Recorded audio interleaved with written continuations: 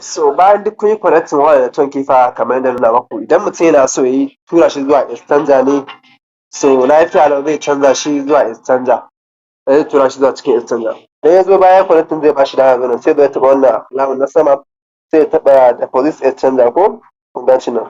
Exchanger shi ne na first, sai ku je next.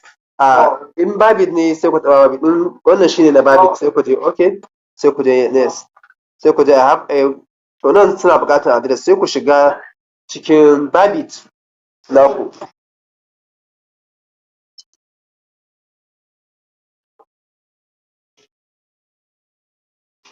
Bayan kun je Bybit sai ku je asset, bayan kun je asset sai ku zo inda aka rubuta deposit. Bayan kun je deposit sai ku shiga na ƙasa na deposit with crypto. So a nan sama sai ku starting, bayan kun yi start sai ku starting not. Bayan kun sa not sai ku taɓa nan suna buƙatar network ta kusa ton.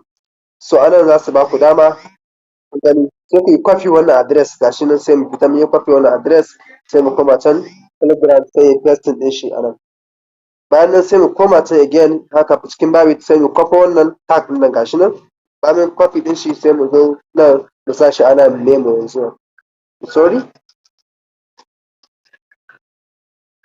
Na ɗan haɗe shi da wani abu, bari in goge. So gashi nan sai memo shi ne mu sanya shi wanda muka kwafo na ƙasan nan. Ku tabbata kun sa, in ba ku sa shi ba zai ba. Sai ku je keep going, sai ku je let's go, sai ku yi confirm. Shikenan kun yi done, nice, an wuce wurin.